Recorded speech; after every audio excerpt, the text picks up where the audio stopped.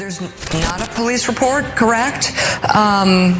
Correct me if I'm wrong. And there's not a legal case playing out here for due process to see itself through. So my question to you, given the very high standards Politico has before they write something like this and publish it, what aspects of this story brought it to the level of publishable? We looked at messages that she had sent to others in the months after this happened through social media. But you were able to see those DMs? Yeah, so it's still a question we all are looking for the answer to. I did speak just this morning to a person familiar with Platner's campaign's internal conversations who told me that his two top political strategists have been telling him to step down following the sexual assault accusation. This person who spoke on the condition of anonymity said the strategists made a final push last night and that Platner seems to have come to terms with dropping out, but as of now, he has yet to officially do so. Emerge against him that he's denied. Yesterday, Maine Democratic Party Executive Director Devin Murphy Anderson claimed that Platner wants a say in who would take his place.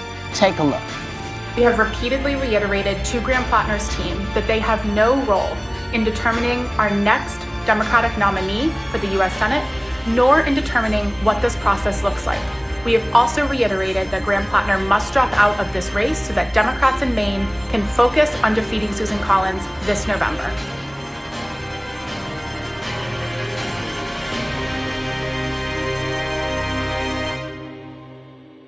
Yo, what is good, YouTube? Welcome back to another episode of The Conservative Libertarian. All right, guys, welcome back to another episode, man.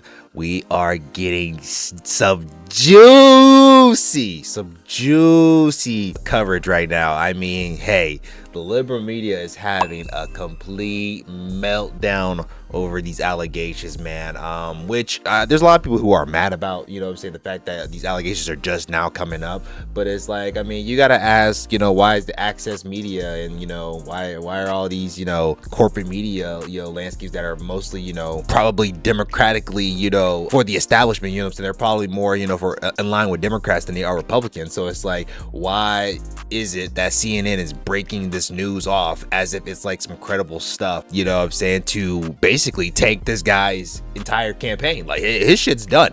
The endorsements got withdrawn and everyone is checking out. And I wanted to get into this coverage of the Young Turks where Anna Kasparian and Cenk Uygur go on basically kind of a rant, basically claiming that these allegations are frivolous, right? It's just, I just find it kind of funny. They are dismissing these claims, you know what I'm saying, as frivolous when I looked at some very crucial information about Anna Kasparian during the whole Trump situation. And when Trump was being accused of his allegations, yeah, she was not singing that same tune. But we're gonna go ahead and get right into this video, and you guys let me know what you guys think. Let's go. So let me give you some more detail into the political reporting, and then I'll go to you, Cenk. So they write that Rassicot had said that she waited several weeks until she got her period to ensure she wasn't pregnant, then sent Platner a private message on Instagram saying that the encounter was not consensual and she did not want to hear from him ever again. She said she later deleted all texts and social media correspondence with Platner as she tried to move on from the assault, and said she has not been able to recover Instagram messages she sent him about the incident. Now, what is the evidence then? Well, the strongest evidence that Politico was able to provide to justify their reporting, where they're essentially, you know, accusing him of rape, is the following. So there was an exchange between Rassicot and an acquaintance on Facebook, and I'm gonna read you the relevant portions of their exchange. So the acquaintance says, "What's his deal? Should I not fix up my friend, assuming he's single?" Rassicot responds with, "He can be charming and funny, and he's a decently intelligent person. He's not all bad, but I ended up in a bad situation with him, and I will just very politely call him consensually careless at times." Okay. The acquaintance says, She responds, "When drunk plus PTSD." Acquaintance says, "I knew about the PTSD." And then she says, "He also lies." And then the acquaintance says, "Forces himself on people." I guess that's what she's trying to say. And then Rassicot later says, one thing that grossed me out after him and I had dated was that I saw his profile on OkCupid, and that site asks a lot of questions. And one of the questions was, if your partner told you they had over 100 sexual partners, what would your response be? And his response was, that's not that many. So that super grossed me out, thinking he's probably slept with a ton of people. Doesn't listen to you when drunk. Okay, that is the most significant evidence. And personally, as a woman, if someone raped me, I wouldn't call them consensually challenged, but maybe that's just the way she communicates. I don't know. Further, there was a therapist that she spoke to recently about this alleged rape from all the way back in 2021. So she didn't tell her therapist about it at the time. She didn't file a police report. She apparently told an ex-boyfriend who she started dating in 2022 about the incident, although she was very vague about it. The man who was granted anonymity out of concern for his personal privacy told Politico that she had told him bits and pieces about a bad experience with Platner before confiding the full details of what happened in 2023. That's the other piece of evidence that maybe you can point to. But I don't know. Everyone has withdrawn their endorsement of Platner, and I think the allegations are suspicious. I'm just gonna say it. I think Platner's tattoo and his explanation of how he handled the tattoo after realizing it was a Nazi tattoo was way more problematic than these claims. That's my thought. Interesting. Now, before Cenk goes on his little spiel, because I've already watched this. I was watching this at work, and I just found it hilarious because I guarantee you, which I had to look this up, right? Because I was like, I know for a fact, bro, she did not have the same sentiment when there was allegations of sexual assault, even rape, being juxtaposed onto President Trump. You know what I'm saying? And this is also literally at the exact same time that he's considering running for president again, right?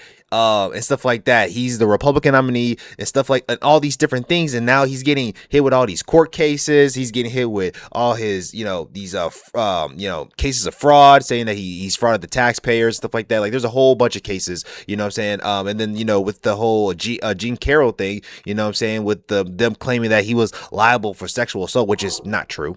At the same time, they will point to these things trying to make a comparison that, well, Trump did just as bad and he became president. So what's the difference between Platner? And I have to make this a critical point, is because I don't think people really know who Platner is. People don't know him, right? People knew Trump. Trump has been around in the ecosphere for like 20, 30 years before he became president. You know what I'm saying? Like he's been around for a long time. He's been in cultural events. He's been in music. He's been in pop culture. He's been in TV shows. Like he's been around. And so there's a lot of people out there that were willing to die on the hill to protect him, rather than there are people trying to die on the hill to protect Platner, because people don't know Platner. And then on top of that, corroborating statements that he said prior in the past that just puts it into the limelight that he doesn't really care about people like that.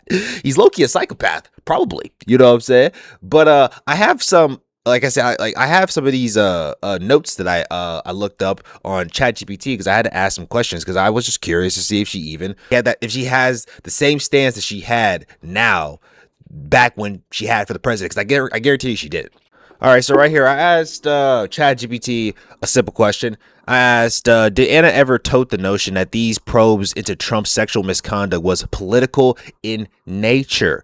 And it says, based off her public commentary, no, that was not Anna Kasparian's general position regarding the sexual misconduct allegations against Donald Trump, right?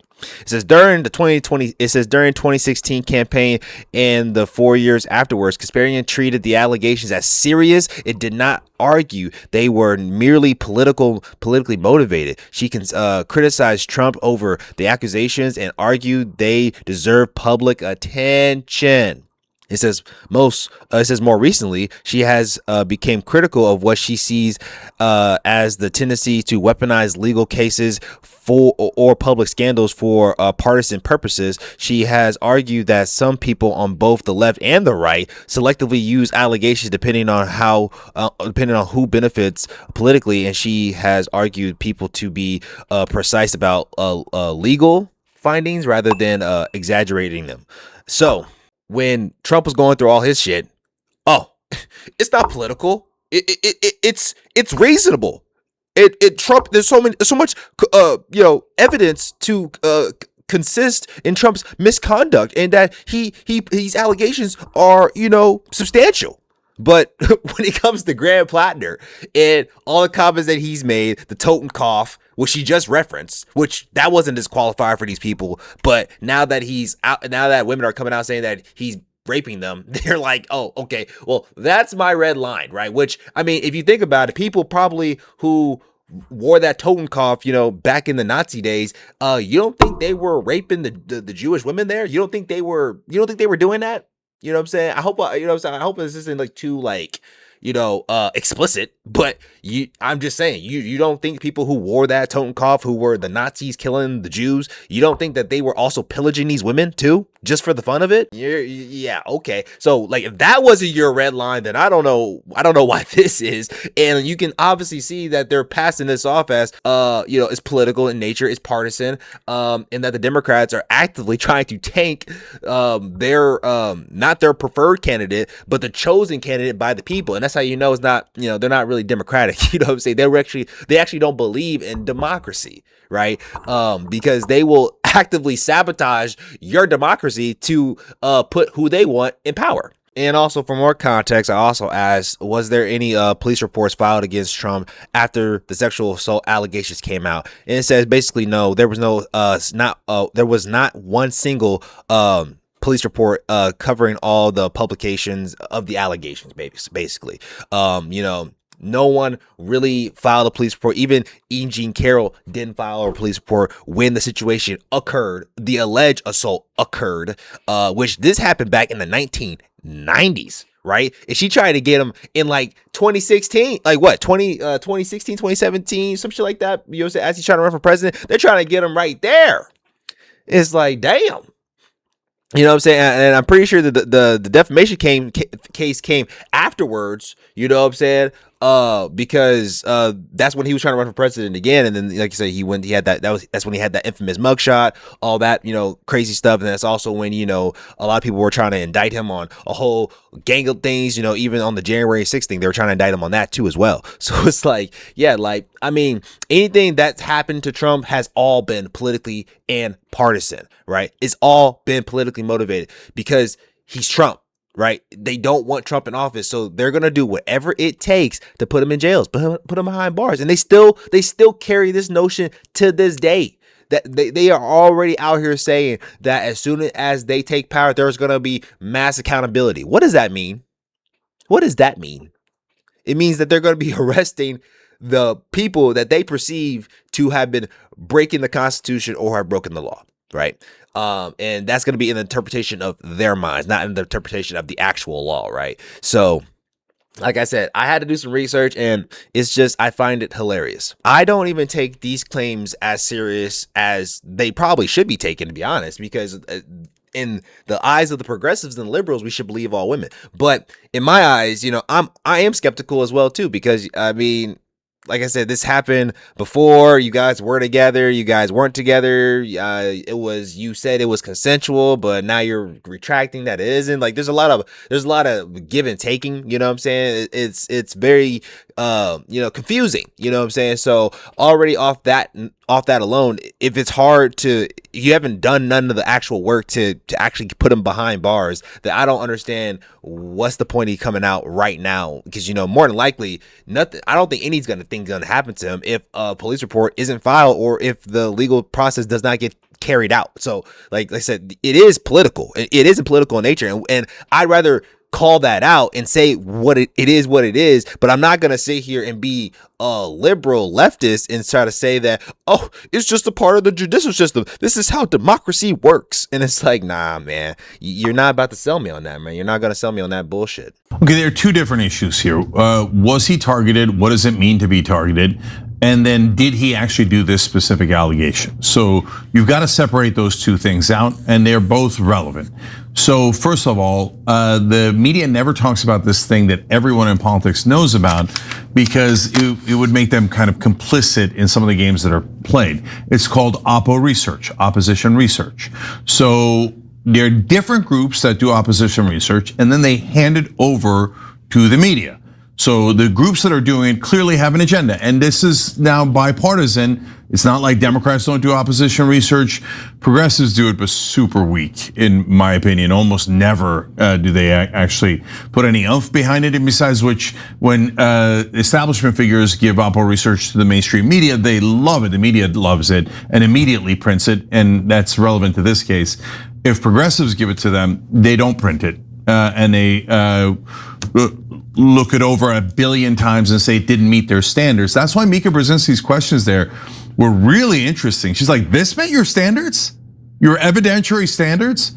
So well, let's start with, now when you move over, we'll come back to who might have targeted him. But was he targeted? Oh, there's no question. I mean, you'd have to be brain dead. You'd have to be Mitch McConnell not to see that he was targeted. It was one thing after another. His tattoos, his Reddit posts, his every girlfriend is contacted by the New York Times. Why? And then one woman comes.